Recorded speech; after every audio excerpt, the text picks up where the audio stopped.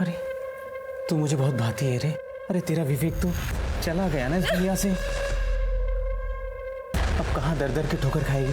हाँ कर दे, रानी बना के रखूंगा, खुश रखूंगा तुझे। हाँ तो कह दे।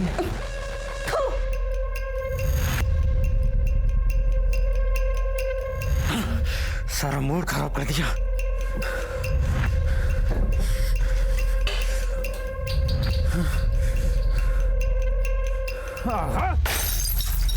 दो पैक मार कर आता हूं, फिर तुझसे प्यार करता हूं जी भर के।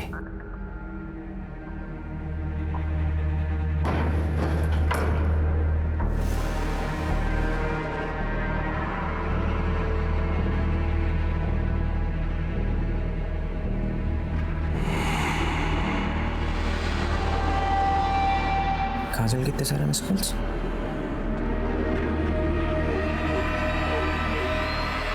हाँ काजल,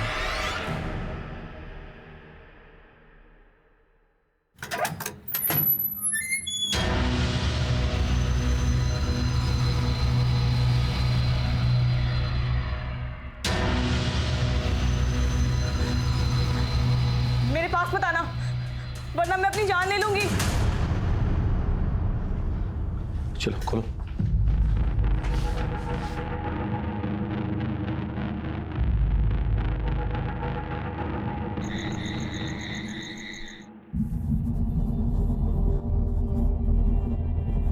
आप विवेक की पत्नी हो ना? जी। किसने बांध के रखा था आपको ऐसे यहाँ? भगत ने। विवेक के मर्डर के बाद मैं बहुत घबरा गई थी। भगत मुझे बहला फुसला कर यहाँ लाया और मेरे साथ जबरदस्ती करने लगा। अरे आपके चाहने वाले अभी भी बहुत हैं, मैं हूं ना। जब मैंने उसे रोका तो उसने मुझे यहाँ बांध के रख दिया। आप चंदन ठाकुर को जानती हैं? जी। चंदन ठाकुर और विवेक के बीच में क्या दुश्मनी थी? चंदन ठाकुर एक बार हमारे घर आया था। विवेक चले किधर? ये जाओ उधर। विवेक कौन है आप लोग? अरे बाहर निकल। ये घर में कैसे घुसा है? बाहर निकलिए, चलिए बाहर निकलिए। विवेक कहाँ है? आप लोग पहले घर से बाहर निकलिए। जैसे जितना पूछ रहे हो उतना जवाब दे। विवेक कहाँ है? वो इस वक्त घर पे नहीं है, आप लोग घर से बाहर निकलिए फौरन। विवेक के साथ फेरे क्या पड़े? बहुत जुबान चलने लगी तेरी। हाँ देखो, अपनी औकात में रह, समझी? बदतमीजी से बात मत करो मुझसे। बदतमीजी? ये ले, क्या करेगी बोल? बदतमीजी मत करो मुझसे। बदतमीजी तो अब बताता हूँ तुझे क्या बोलती। इसे कहते हैं बदतमीजी, समझी? और विवेक आया तो कह देना कि तेरे तो कपड़े फाड़े हैं, उसे पूरा चीर दूंगा, समझी? जब मैंने विवेक को सारी बातें बताई तो विवेक चंदन पे बहुत गुस्सा हुए थे। चंदन ठाकुर ने तेरे साथ बदतमीजी की है ना, उसे मैं तेरे सामने घसीट कर लेकर आऊंगा। तेरे पैरों पे गिर के वो नाक रगड़ के माफी मांगेगा। विवेक मुझसे बहुत प्यार करते थे। वो तो बस यही चाहते थे कि चंदन को मेरे सामने लेकर आए। चिंता मत करो, चंदन का मर्डर करके मैं एक और गैंग वॉर नहीं शुरू करूंगा, लेकिन उसको उसके किए की सजा मिलनी चाहिए, तभी मेरे मन को शांति मिलेगी। तुम सच कह रहे हो ना? तुम्हारी कसम। I am pregnant. क्या? ये बात तुमने मुझे पहले क्यों नहीं बताई? मैं बस यूं गया और यूं आया। तुम फिक्र मत करो, चंदन ठाकुर पहले तुमसे माफी मांगेगा, फिर हम सेलिब्रेट करेंगे।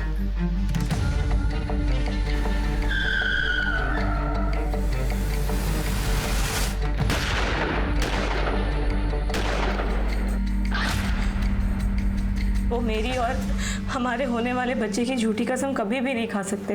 अच्छा, भगत का नंबर तो होगा आपके पास? हाँ सर,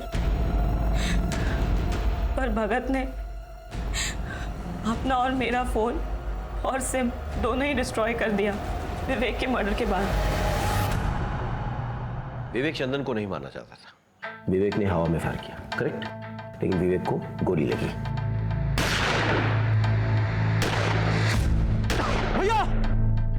गोली किसने लगाई? हमारे पेट्रोलिंग कांस्टेबल। फिर ये दूसरा बंदा है, इसने चंदन को गोली मार दी। और उसके बाद ये विवेक को यहाँ से लेके जाने की कोशिश कर रहा था, लेकिन भगत ने आके इसके कान में कुछ फुसफुसाया। पता नहीं क्या कहा, शायद ये कहा कि विवेक मर चुका है, लेट्स एस्केप। जो भी है, कुछ गड़बड़ है, समझ रहे हो? इस कांस्टेबल से बात करनी होगी और भगत का पता लगाना होगा, क्योंकि वो जानता है कि ये बंदा। सर, एक इन्फॉर्मेशन मिली है सर। रोहित ने अपना फोन थोड़ी देर के लिए स्विच ऑन करके किसी काजल नाम की लड़की को फोन किया और उसके बाद से उसका मोबाइल स्विच ऑफ हो गया। कहाँ रहती है काजल? रोहित तो सोशल मीडिया स्टार है। Hey, hi fam, this is your Rohit and today we are going to perform bench press. ये भाई कम ऑन। आइडल है वो मेरा। हम लोग साथ में वीडियो भी बनाने वाले थे। हम एक वीडियो साथ में बनाएंगे। उसका कॉल आया था मुझे, कह रहा था कि गलती से किसी रसूख वाले का वीडियो बना लिया उसने और वो लोग उसके पीछे पड़े हैं, तो एक रात के लिए छुपने की जगह चाहिए थी उसे, तो मैंने उसे अपनी अंकल की दुकान पर छुपा दिया।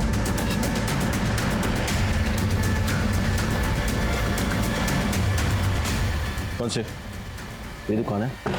शटर खोलो। तो इसका मतलब होता है कि मारने वाला या तो कुछ साबित करना चाहता है या फिर वो अपनी गहरी नफरत का इजहार कर रहा है। इस केस में वाकई हुआ क्या था, आइए देखते हैं। सर, सेक्टर 2 शूटआउट में भगत शामिल था। रागिनी को बंधक भी भगत नहीं बनाया था। सर, मुझे तो लगता है रोहित का मर्डर भी भगत नहीं किया होगा। भगत क्यों रोहित को मारना चाहेगा? सर, भगत रोहित की बाइक लेके गया था। मेरी बाइक ले जाओ ना, हेलमेट भी है उस पे। ये लो चाबी। तो हो सकता है रोहित के पास भगत के बारे में कुछ ज्यादा ही जानकारी थी, जो आगे चल के भगत के लिए खतरनाक साबित हो सकता था। भगत वैसे भी हमसे भाग ही रहा था, हमारे रडार पे था वो। हम कैसे भी करके अगर रोहित तक पहुंच जाते तो शायद रोहित भगत के बारे में सारी जानकारी हमें दे देता और भगत का गेम ओवर हो जाता। अच्छा, ये सेक्टर 2 शूटआउट में जो कांस्टेबल इन्वॉल्व था वो कब आ रहा मिलने? सर, वो कल सुबह पुलिस स्टेशन आ रहा है। सर, चंदन ठाकुर ने मुझे 2 लाख रुपए देने का वादा किया कि जब विवेक उसे किडनैप करने आएगा तो मैं उसे मार दूं।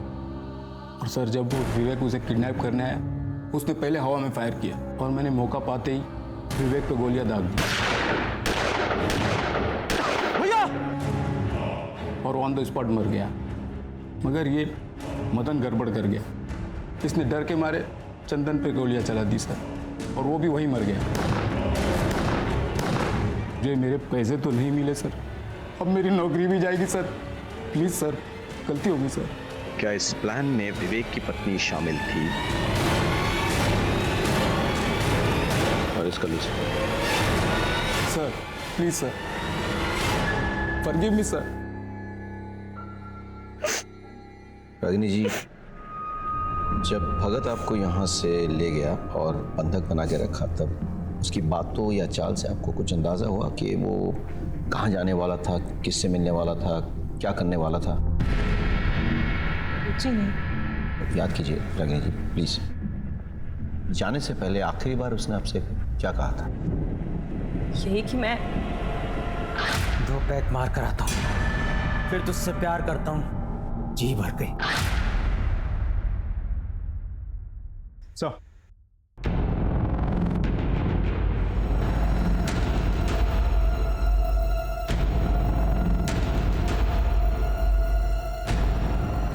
आदमी को देखा है? हाँ सर, आया था 1-2 दिन पहले। सर, जब लास्ट टाइम आया था तो पैक मारा और फिर यहाँ से चला गया। फिर वापस सर आया तो बोला कि मोबाइल मेरा खो गया, अर्जेंट कॉल करनी। फिर मेरे ही सर मोबाइल से कॉल किया और एक गाड़ी आई, फिर उसने बैठ कर चला गया। कौन से नंबर पे फ़ोन किया था? और एक्चुअली क्या है कि नंबर तो बहुत आते रहते हैं, नंबर याद नहीं है। ध्यान से देखिए, क्या पता नंबर मिल जाए। तो सॉरी, डिलीट हो गया सर। कोई बात नहीं, मुझे आपका नंबर मिल सकता है? Sure sir. Hello, sub inspector Abhishek Tripathi बोल रहा हूँ। मैं आपको एक नंबर भेज रहा हूँ, उस नंबर के पिछले 1 हफ्ते की कॉल डिटेल्स चाहिए मुझे। सर, बार मैनेजर की कॉल रिकॉर्ड्स आ गई है। भगत ने उसके नंबर से जिस नंबर पर कॉल किया था, वो नंबर किसी मनोज शास्त्री के नाम पर रजिस्टर्ड है। मनोज शास्त्री? सर, ये नंबर आपका है? जी सर, ये नंबर मेरे नाम पे है, पर मेरे पास नहीं है। तो फिर किसके पास है? दरअसल वो नंबर मैंने अपने बड़े भाई को दिया है। बड़े भाई? कौन बड़े भाई?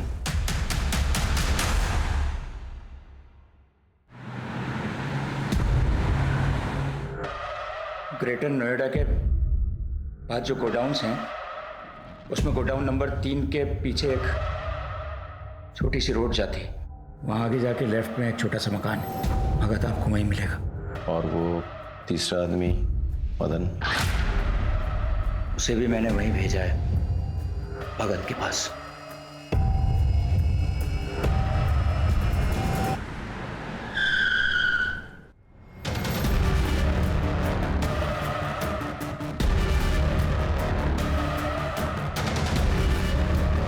ए भगत, पुलिस! सर वो रहे! विभाग! रुक रुक! रुक! रुक! रुक! रुक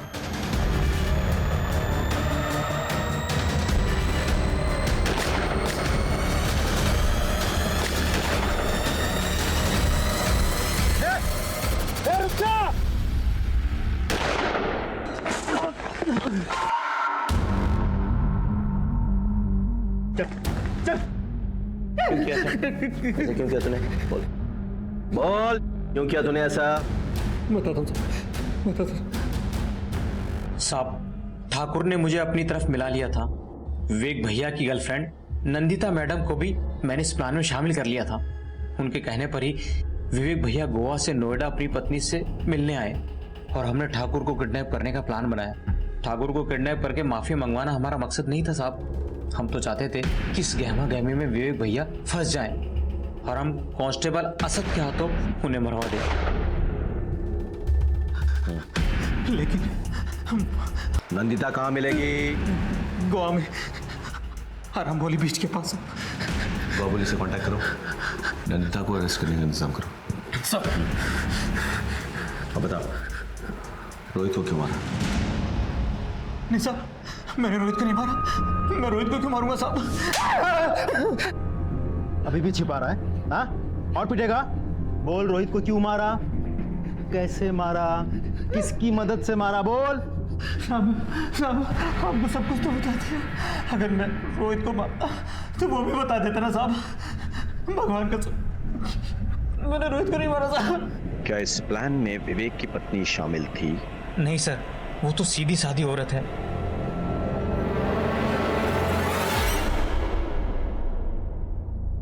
मुझे तो लगा था कि विवेक सिर्फ मुझसे प्यार करते हैं, लेकिन वो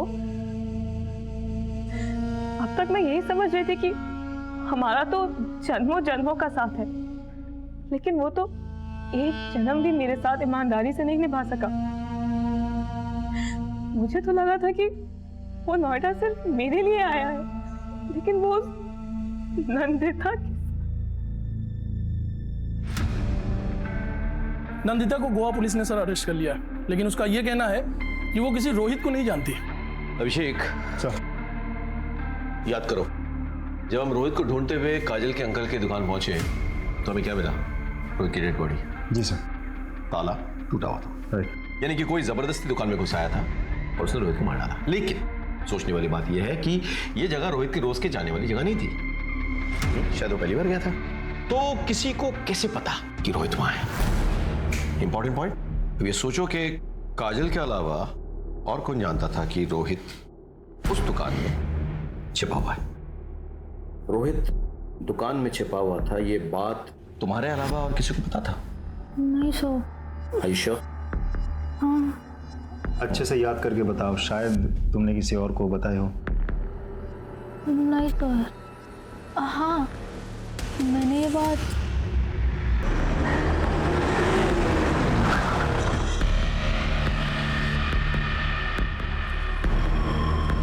धीरज, तुमसे कुछ पूछताछ करनी है हमें। काजल,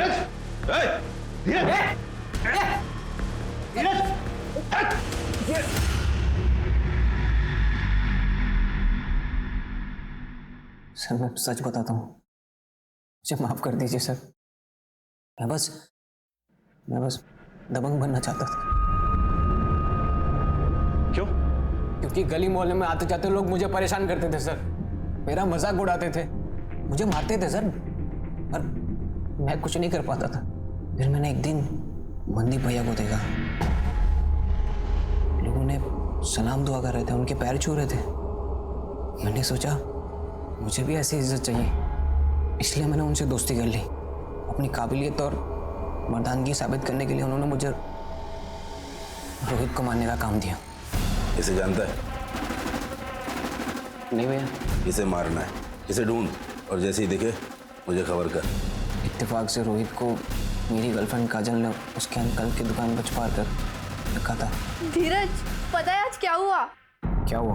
वो सोशल मीडिया स्टार है ना रोहित, तुम्हारा दोस्त, उसका कॉल आया था मुझसे हेल्प मांग रहा था। उसे ना एक रात के लिए छिपने की जगह चाहिए थी। मैंने उसे छिपा दिया अपनी अंकल की दुकान पे। मैं गया वहाँ पे, मैंने दुकान का ताला तोड़ दिया। धीरज तू? और मैंने रोहित को सजा दिलवाऊंगा। कोई भी कमीना कभी भी मासूमों को अपराध की राह पर डालने से पहले 10 बार सोचेगा।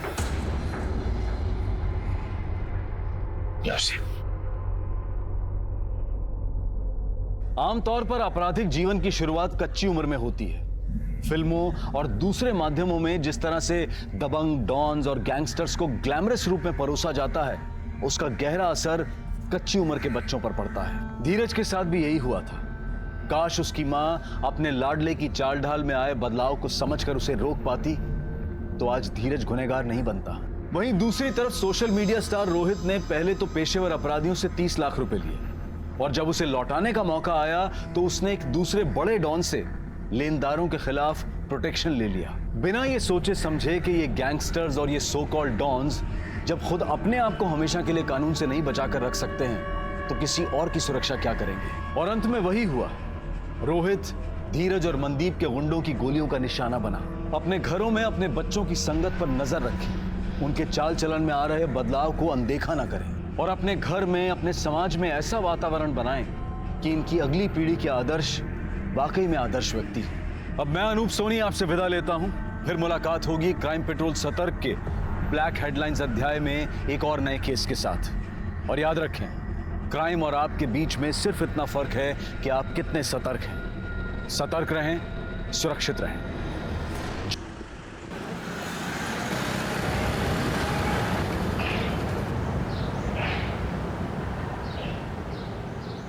अम्मा, ये लो आपका आटा। अरे बेटा, बहुत जल्दी आ गया। चक्की में भीड़ नहीं थी क्या? अम्मा, अपने लिए कैसी भीड़? हम जहाँ खड़े होते चक्की की लाइन वहीं से शुरू हो जाती है। टीवी ज्यादा मत देखा कर, माथा खराब होने लगा है तेरा। मार, अब ज्ञान देना शुरू मत करो यार। अच्छा ये सब छोड़, जल्दी से हाथ मुंह धो ले। मैं तेरे लिए गरम गरम फुलके डालती हूँ, तुझे बहुत पसंद है ना? हाँ ठीक है।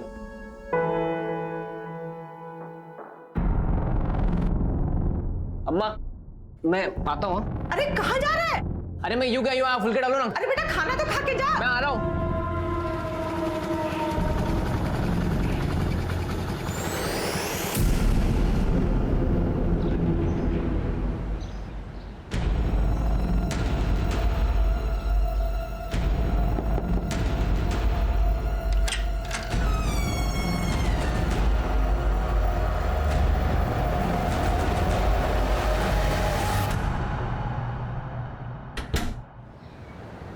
एक्शन।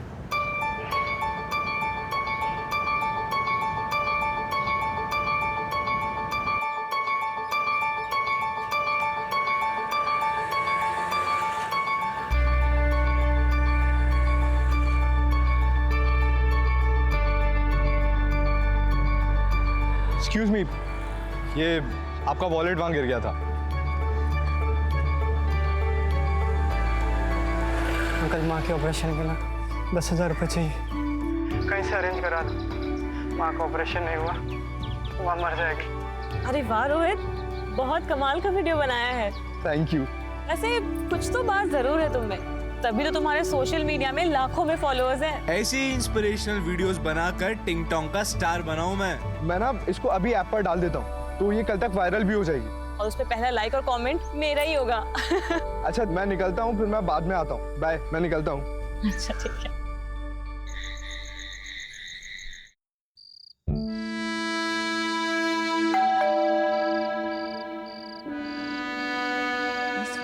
हो सकता है।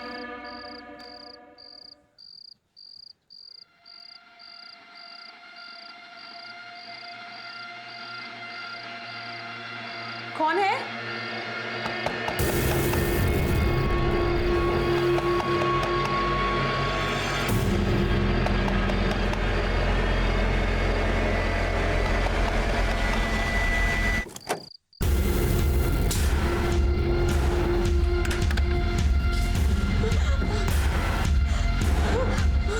देखो, मेरे पास पता था।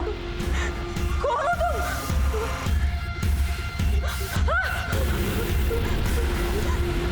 सारी कसर तुम्हें आज ही पूरी करनी है क्या? थोड़ा रेस्ट भी कर लो। अच्छा, तुम्हारे लिए कुछ खाना बनाऊं? क्या खाओगे तुम?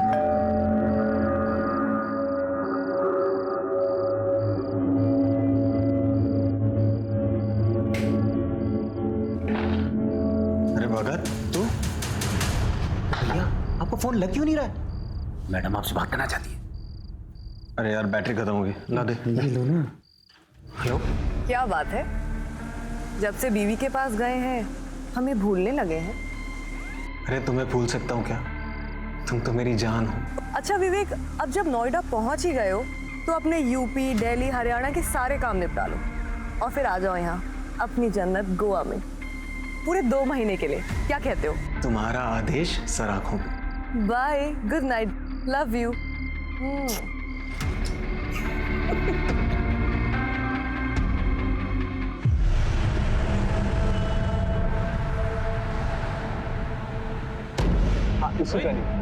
रोहित, विवेक भैया आए थे क्या? वो तो अभी निकले, वो इस तरफ गए। अरे यार, मैं कैसे जाऊं? उनका फोन भी नहीं लग रहा। मेरी बाइक ले जाओ ना, हेलमेट भी है उस पे। चलो, चाबी।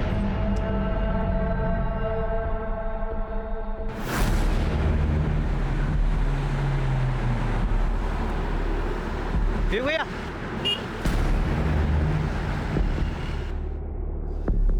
क्या हुआ भगत? भैया, ठाकुर अभी अभी निकला है।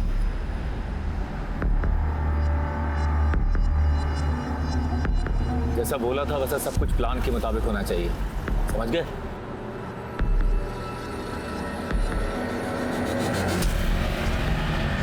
मदन का बोला उसको, आगे मोड़ पे खड़ा है।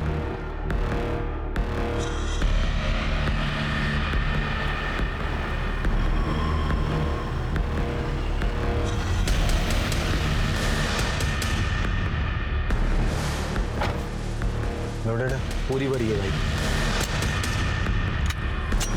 Thank you so much. So Dheeraj, she's your normal friend or special friend? Special friend, मतलब मेरी गर्लफ्रेंड भाई। I thought so. देखिए, मैं आपकी तरह वीडियोस भी बनाती हूँ। Sure, sure.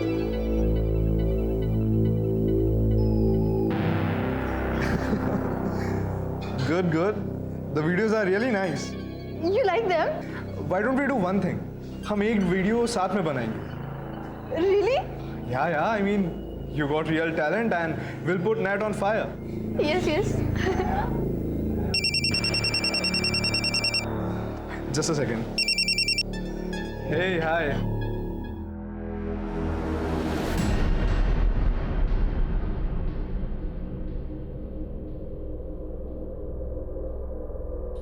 क्या हुआ?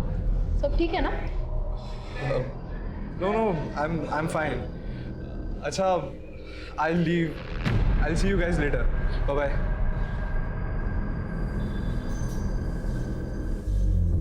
सर, लगता है फिर से गैंग वॉर शुरू हो गया। बात कुछ समझ में नहीं आई। विवेक लो प्रोफाइल रहकर वारदात करने में माहिर था। अगर उसे चंदन को मारना ही होता तो इस तरह से खुलेआम पब्लिकली सबके सामने क्यों? मतलब वो किसी सुनसान जगह में चुपचाप करता, ऐसे तो कुछ तो गड़बड़ है।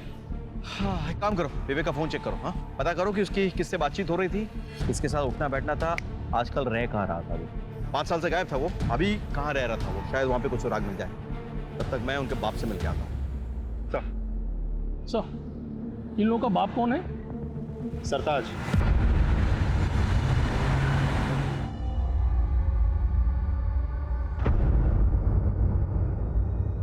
सरकार, आप?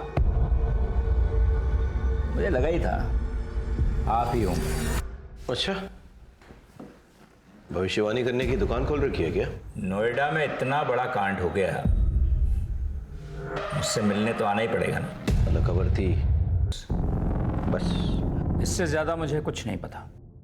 24 घंटे की मोहलत देता हूं, तफसील से सारी जानकारी चाहिए मुझे। 24 घंटे।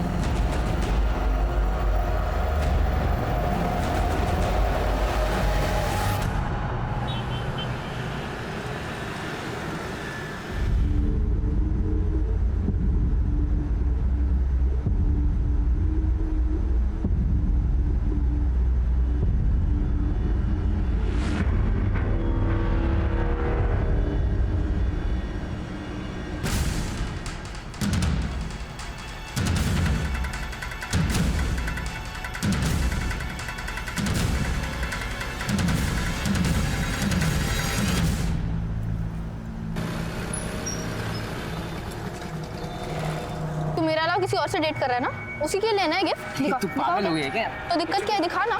काजल, मैंने कहा ना ऐसा कुछ नहीं है मेरे पास।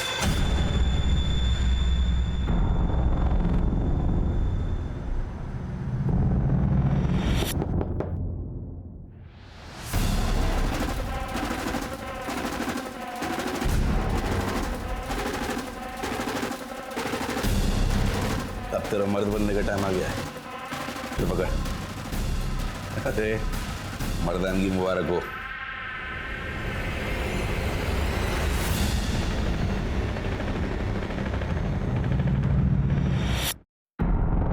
क्या है? हाँ? अरे तू भी यार कुछ भी। अगले महीने क्या है, दिवाली है ना, तो दीदी अपने बच्चों के साथ घर आई हुई है। और अम्मा ने अपने भांजों के लिए कुछ खिलौना खरीदने के लिए गया है, तो बस वही हमने यही खरीदा है। मैं तो डरा ही दिया था। एक सेकंड, तुझे क्या लगा ये असली है? हाँ। हम कोई गैंगस्टर बनने वाले हैं क्या? वो धीरे बोल, कोई सुन लेगा। हाँ तो हम किसी से डरते हैं क्या? नोएडा के होने वाले बादशाह हम क्या? बादशाह। हाँ।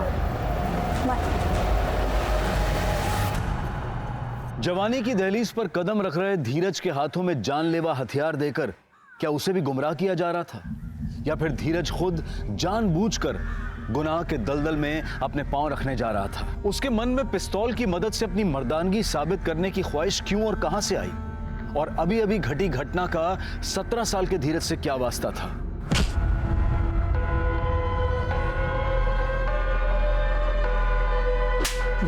भाई मुझे माफ कर दो भाई, दोबारा मैं नहीं करूंगा भाई, मुझे माफ। भाई मैं दोबारा नहीं करूंगा भाई, प्लीज भाई, प्लीज भाई।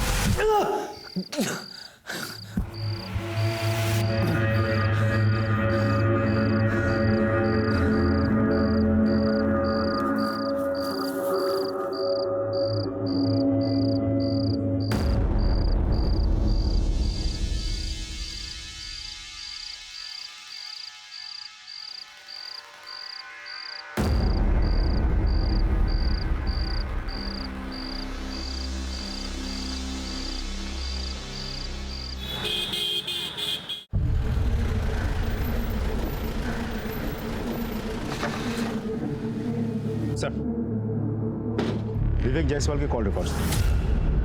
नोएडा सेक्टर 37 में रहता था विवेक जायसवाल? जी सर, कॉल रिकॉर्ड्स के मुताबिक पिछले 4-5 दिनों से रात भर उसके मोबाइल का लोकेशन वहीं का दिखा रहा है। पता करो वो किसके साथ रहता था, क्या क्या करता था। हाँ,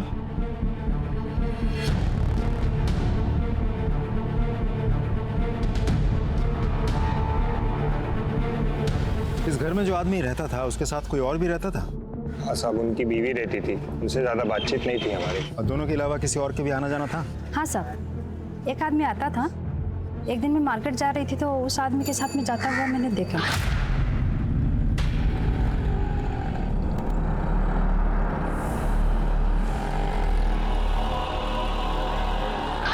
आप उस आदमी का स्केच बनवा सकती हैं? हाँ जी साहब। ठीक, हम एक स्केच आर्टिस्ट को बुलाते हैं, आप उस आदमी का हुलिया उसे बता देना। हाँ जी सर, आपसे एक इंटरेस्टिंग इन्फॉर्मेशन शेयर करनी है।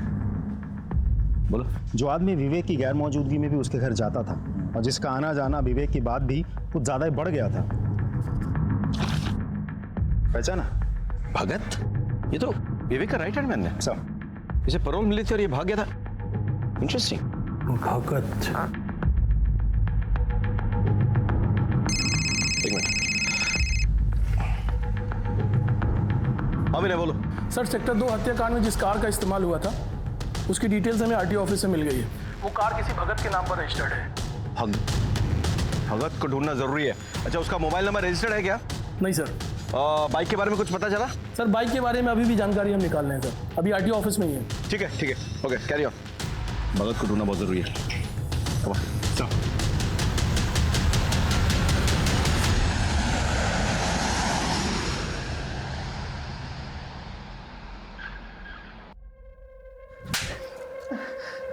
ये सब हुआ कैसे और तू कहाँ मर गया था तब? माफ कर दे दीदी। देख भगत, माफी तुझे सिर्फ तब मिलेगी जब ये पूरे का पूरा केस बिना सबूत के सॉर्ट आउट हो जाएगा। और ये दूसरा थप्पड़ इसलिए ताकि तुझे याद रहे कि ये पूरा मैटर फटाफट रफा दफा करना है, वरना तेरी खैर नहीं, समझा तू? चल निकल यहाँ से माफी का बच्चा। मैं गोवा रिटर्न जा रही हूँ, एक फ्लाइट की टिकट कराओ फटाफट। सर सेक्टर 2 हत्याकांड में जिस बाइक का इस्तेमाल हुआ था उसकी डिटेल्स मिल गई है। एक मुकेश नाम का बंदा है सर, बाइक उसी के नाम रजिस्टर्ड है। मुकेश को बाहर बिठा कर रखा है।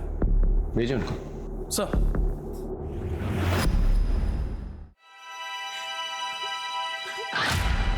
तुमने तो मेरी जान निकाल दी थी। जान तो मैं तुम्हारी अब निकालूंगा, पूरे 3 महीने की कसर जो पूरी करनी है।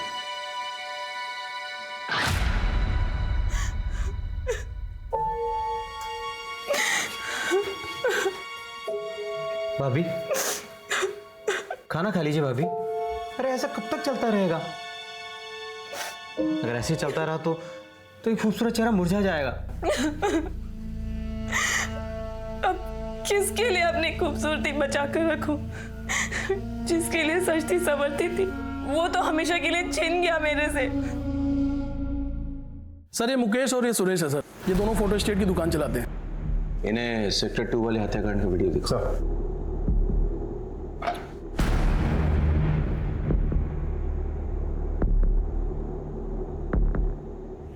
इस बाइक को पहचानते हो? जी ये तो मेरी बाइक है और हेलमेट भी मेरा ही है। और हेलमेट के अंदर? सर मैं नहीं हूँ। तुम नहीं हो तो फिर तुम हो? नहीं सर, भगवान कसम मुझे तो बाइक चलानी भी नहीं आती सर। तो फिर कौन है? तो ये है ना? बोल! नहीं साहब, मुझे स्लिप डिस्क है, बाइक चलाने से दर्द बढ़ता है और सुरेश को तो बाइक चलाना आता ही नहीं। तो मैंने बाइक अपने दोस्त को दी थी। अच्छा, तो तुम्हारे गैंग में एक और मेंबर है? हमारी कोई गैंग नहीं है सर। अच्छा चल, कोई गैंग नहीं है, दोस्त है। कौन है दोस्त? रोहित। तो रोहित ने गोली चलाई?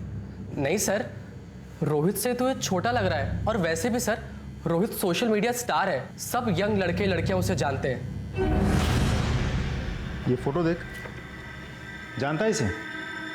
हाँ, ये तो हमारे शॉप पे आते थे फोटो स्टेट कराने। क्या बात है सर जी, आप कब आ गए? बस कुछ दिन पहले। कैसा हीरो?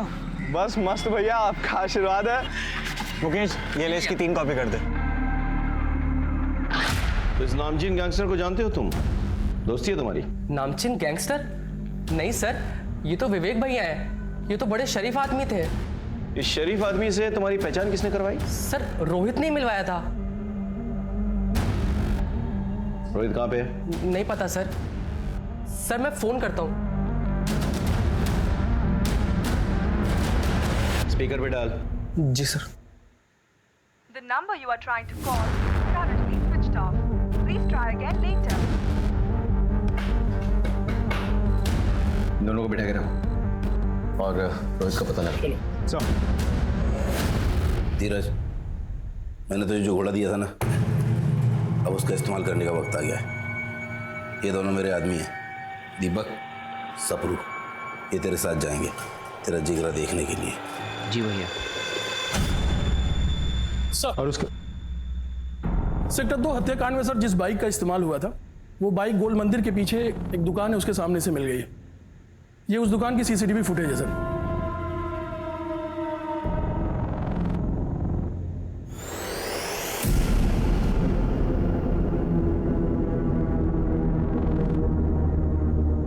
आसपास पता लगाओ किस तरफ निकले।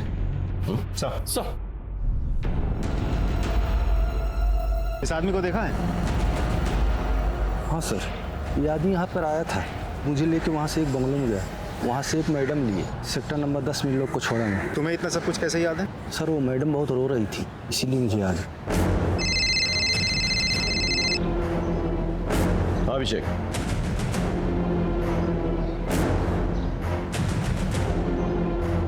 अच्छा